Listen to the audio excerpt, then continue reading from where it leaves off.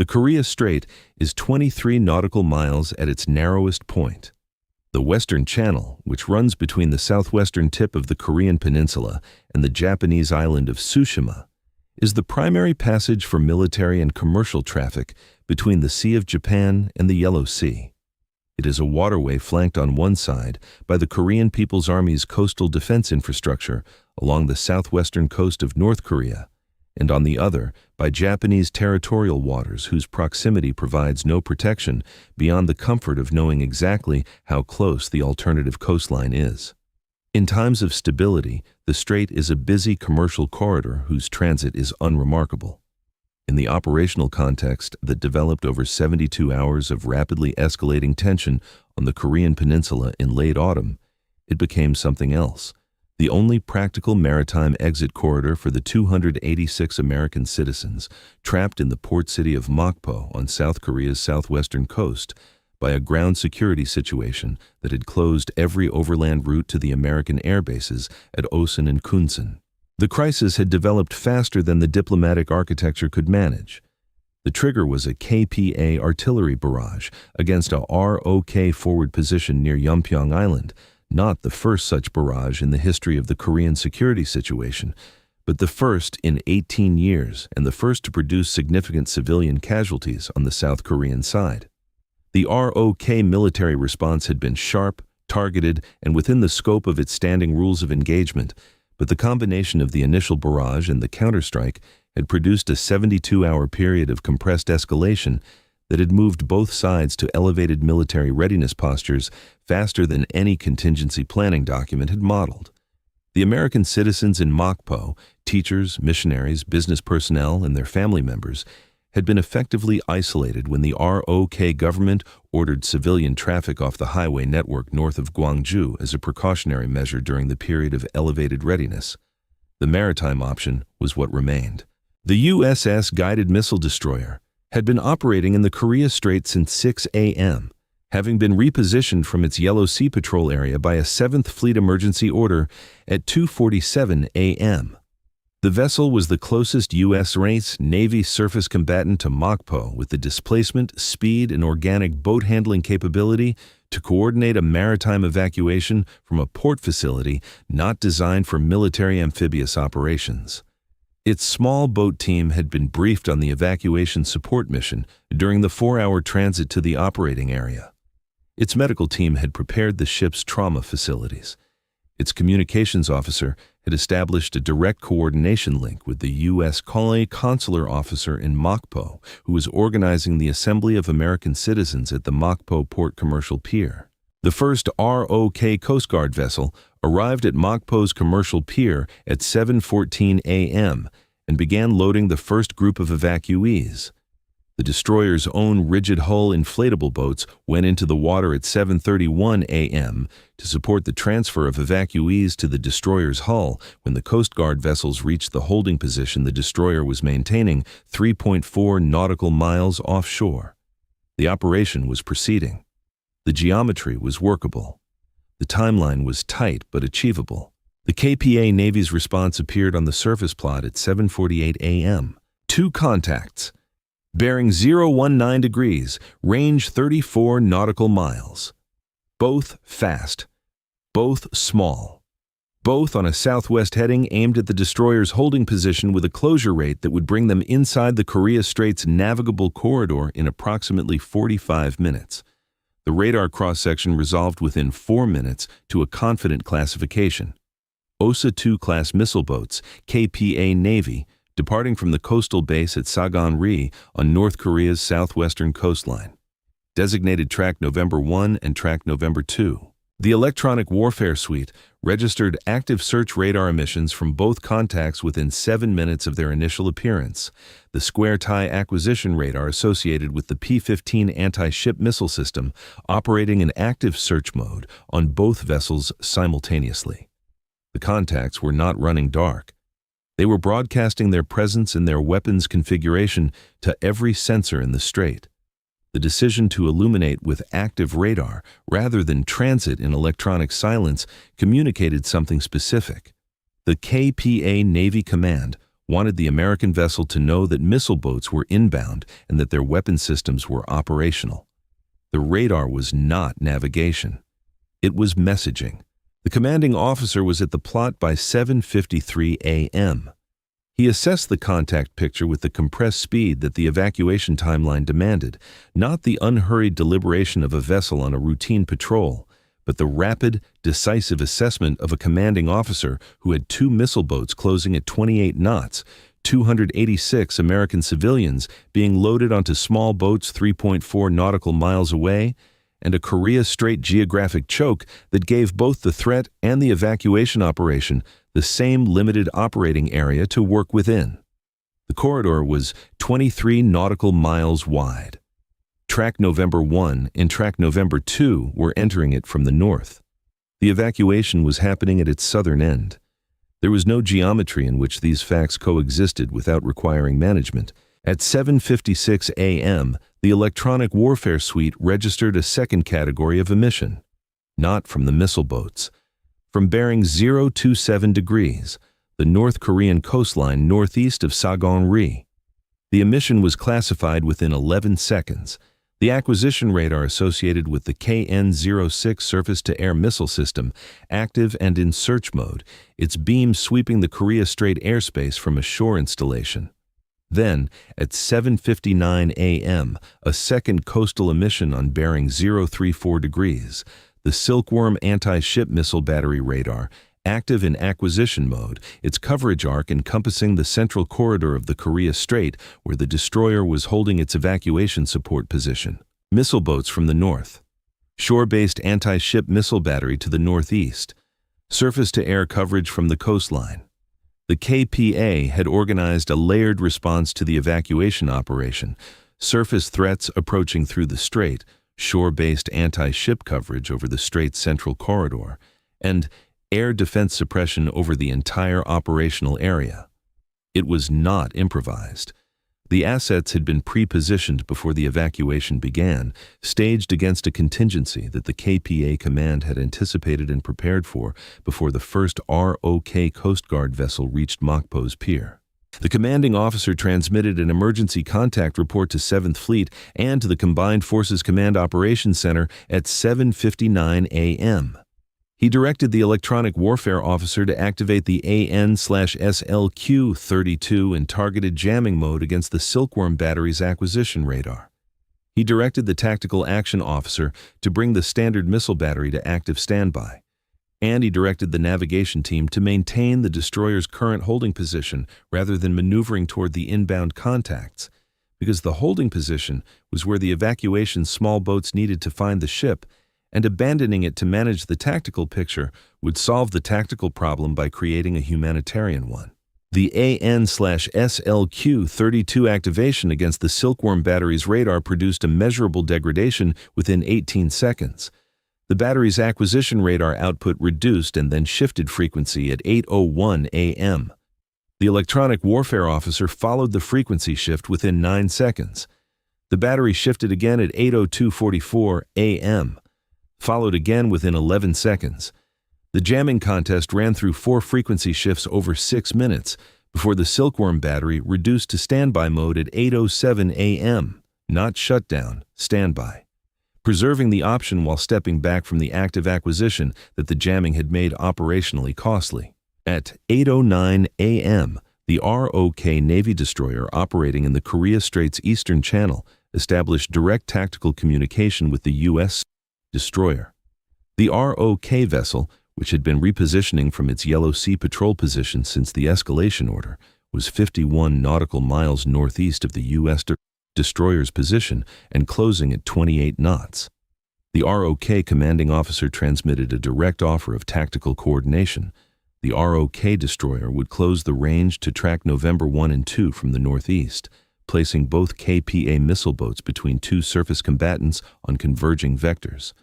The tactical geometry of 2 destroyers approaching a 2-vessel KPA formation from different bearings was significantly more complex for the KPA boat's commanding officers than managing a single-axis approach on a stationary target. The U.S. commanding officer accepted the coordination at 8:10 a.m. The ROK vessel adjusted its approach heading to maximize the threat geometry's compression. The two destroyers were now operating as a coordinated tactical unit, with the U.S. vessel maintaining its evacuation support position and the ROK vessel closing from the northeast to present November 1 and 2 with the specific problem of a two-axis response requirement. At 8:14 a.m., the MH-60R Seahawk received new tasking. The crew was directed to close track November 1 at low altitude, establish an overhead surveillance posture at 300 feet, and activate the laser designator on the missile boat's launcher deck and bridge structure. The helicopter descended and accelerated toward the inbound contact's position. At 8:19 a.m., the crew reported overhead November 1 at 290 feet with laser solution established on both the launcher deck and the bridge simultaneously. The solution was held as November 1 continued its southwest approach at 28 knots. The Silkworm battery reactivated at 8:16 a.m. Not acquisition mode this time, fire control mode. The shift from acquisition to fire control registered on the electronic warfare suite as a power increase and a beam narrowing consistent with a targeting solution being refined against a specific vessel. The bearing geometry of the fire control beam indicated the targeting solution was developing against the destroyer rather than the ROK vessel. The Silkworm battery had stepped back to standby, waited for the jamming picture to clarify, and then reactivated in the mode that represented actual engagement preparation rather than reconnaissance. The Growler, which had been scrambled from Osan Air Base at 7:34 a.m. and had been in its holding orbit 60 nautical miles south of the Korea Strait since 8:11 a.m., received its employment order at 8:16:44 a.m. The aircraft repositioned north and activated its ALQ-99 jamming system against the Silkworm battery's fire control frequency at maximum output power at 8:17:09 a.m. The fire control emission from the Silkworm battery degraded within 4 seconds of the jamming activation, the specific degradation signature of a targeting system whose guidance uplink has been flooded with coherent noise at a power level that prevents the signal-to-noise ratio required for terminal guidance accuracy. A Silkworm missile launched against a maneuvering target with its guidance uplink at this level of degradation would have dramatically reduced terminal accuracy compared to an uncontested engagement. The battery's fire control radar shifted frequency at 8:18:31 a.m. The Growler followed within 8 seconds. The frequency shift contest ran for 4 minutes and 22 seconds, cycling through 3 additional shifts before the Silkworm battery shut down completely at 8:22:53 a.m. Total duration of fire control mode activation, 6 minutes and 53 seconds. The jamming had made the sustained operation of the targeting solution technically insufficient for effective weapons employment. Track November 1 was at 14.7 nautical miles from the destroyer at 8:22 a.m. and had not altered its approach speed or heading.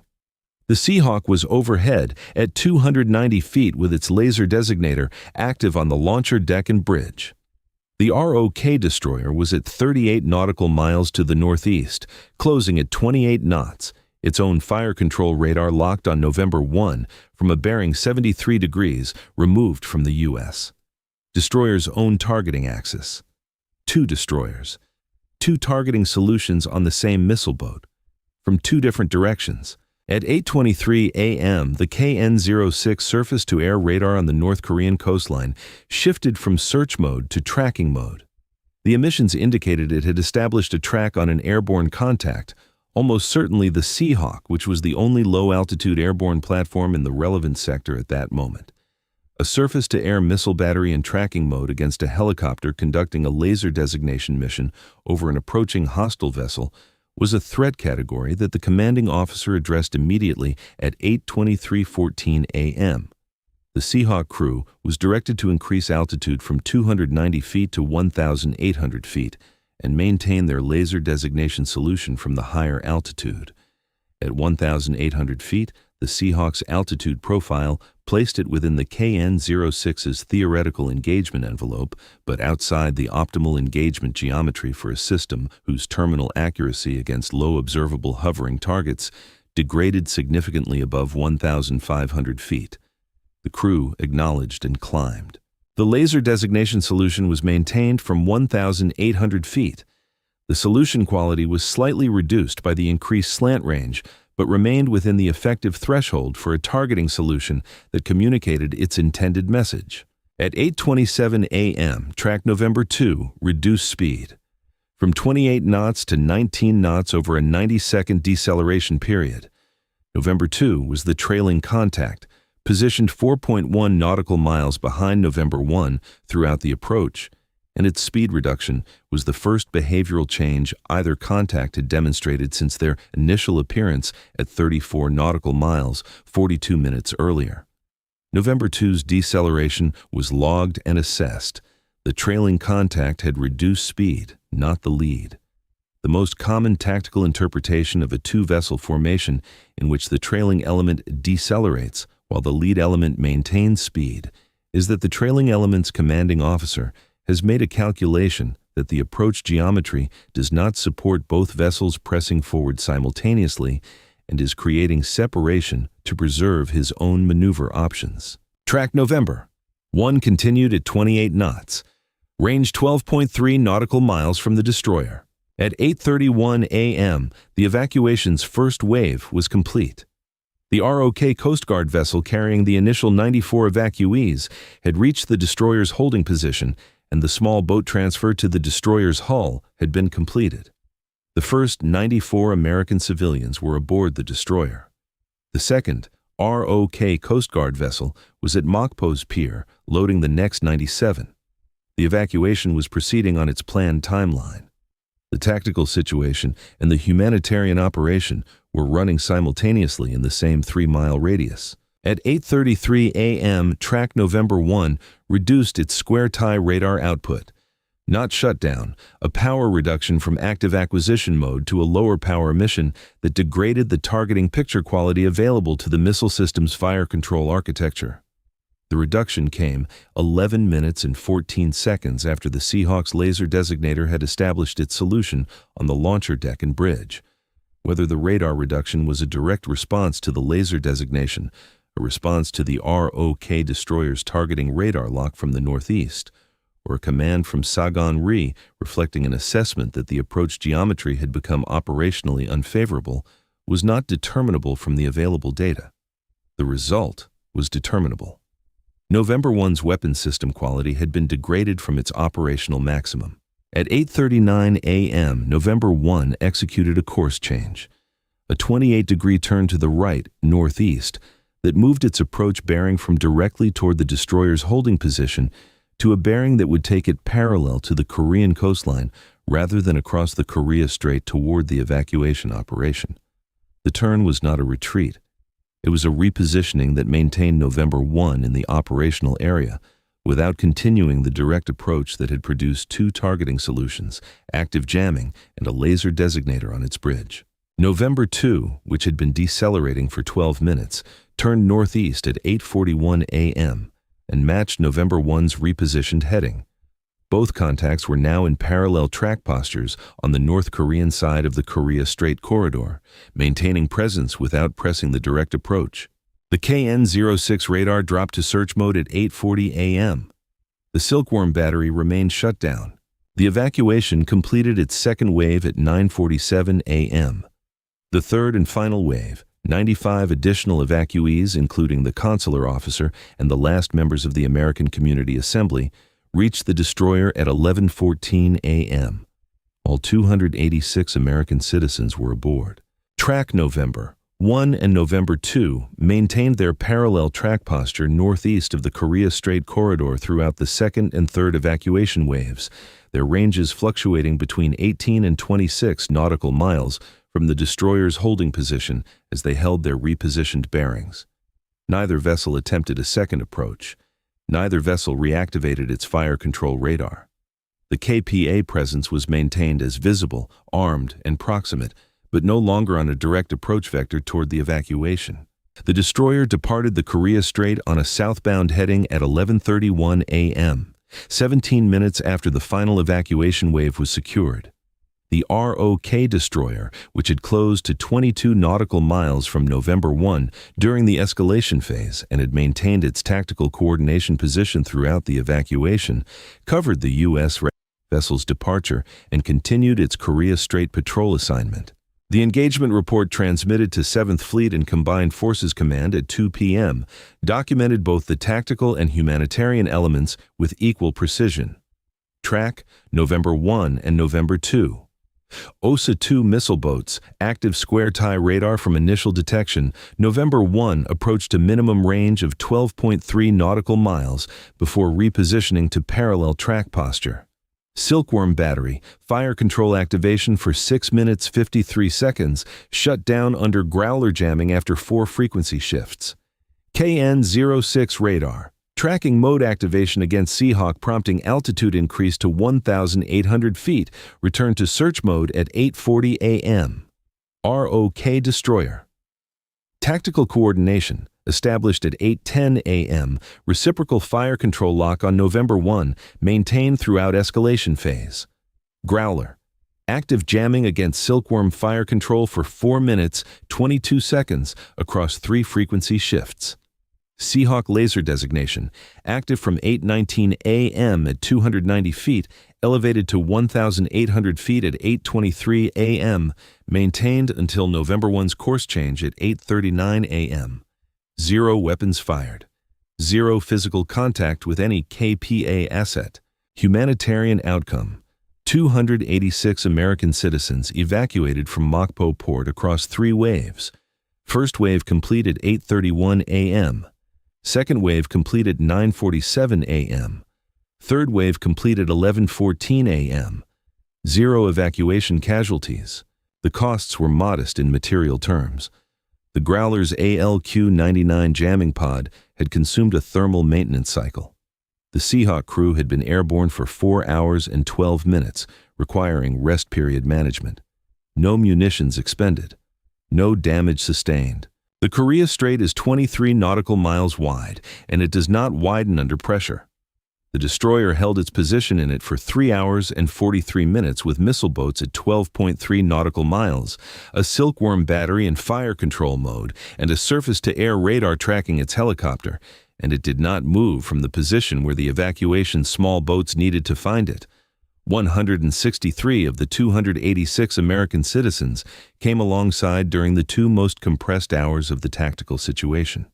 They boarded a warship that was simultaneously managing a KPA fire control radar and 2 missile boats because the warship had not moved from the position where the small boats could reach it. That is what the holding of a position costs when the position is the one that a humanitarian mission requires.